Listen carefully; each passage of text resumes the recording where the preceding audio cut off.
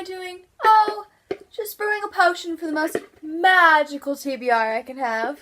Hello bookish people, it's Brittany, and today I am bringing you my Witchathon TBR.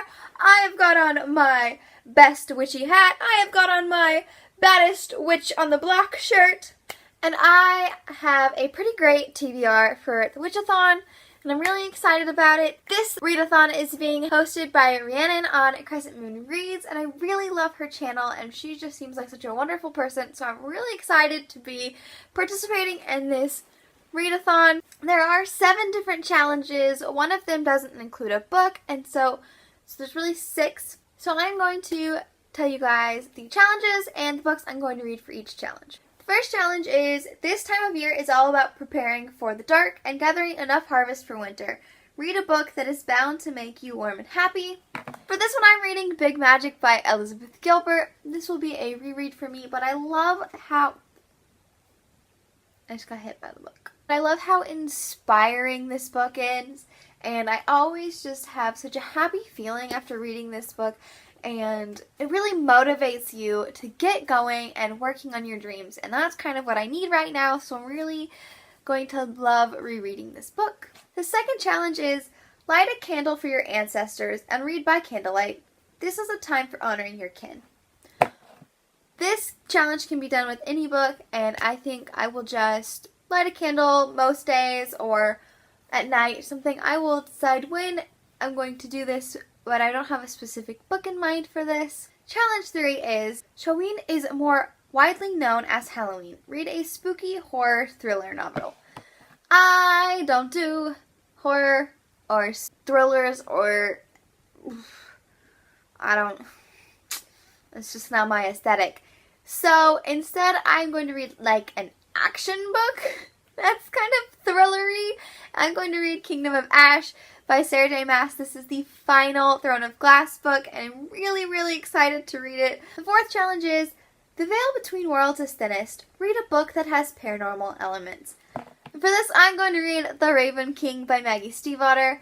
I am absolutely loving this series, and I cannot wait for this conclusion and how things are going to wrap up.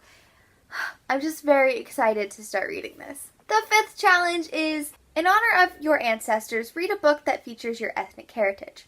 While I am a mutt, I have got a little bit of a lot of things in me. One of the biggest ones is Irish. My mom's side of the family is very Irish. We love that we come from this Irish background. So for this one, I have 2 options that are kind of up in the air. This may change depending on if I find a different book that I actually really want to read, or if one of these like strikes my fancy, or just something else comes along. I don't know. But one of my options is Jewels of the Sun by Nora Roberts. This actually takes place in Ireland, and it features Irish mythology and folklore, and I think this would be really fun, but it is the first in a series, and I'm not really sure if I want to start a series, but this is definitely a contender. And the next book is Without Its Dust Jacket. This is The Last Days of Magic by Mark Tompkins. This is a very heavily inspired Irish book. It's all about the last days of magic in Ireland and how that occurred. And I have already started this book, but I started it like a year ago. I do pretty much remember everything that happened so far. I don't know why I stopped reading this book, but this is also a contender, and it is a standalone, so that's, a bonus for this. I may want to find like a witch book that actually like deals with witches but is inspired by Irish mythology or Celtic mythology. I'm not sure, but I have these 2 books, so I may pick one of these. The 6th challenge is, every witch needs her coven. Buddy, read a book. Not every witch needs her coven. There are a lot of solitary witches out there who don't practice magic with a coven, but sometimes it's very nice to have a community. But I don't have a buddy read book, so I'm going to pretend like I am buddy reading Kingdom of Ash with everyone else who is reading it on its release week. The last challenge is to read the group book, which is The Girl Who Drank the Moon by Kelly Barnhill, and I literally just read this last month, so I'm not going to be rereading it. And I am very happy that it is the group book because it's such a wonderful book. It's about a village called the Protectorate that sacrifices a baby to the forest every year. They think that there's a bad witch that lives in the forest.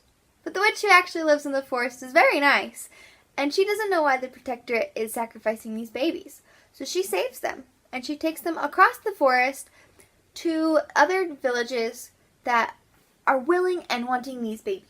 Along the way, she feeds the babies Starlight, except for one baby, she accidentally feeds Moonlight, and the baby becomes magic. And so Xand decides that she is going to raise this baby on her own. Well, Luna may be a little too much with her magic.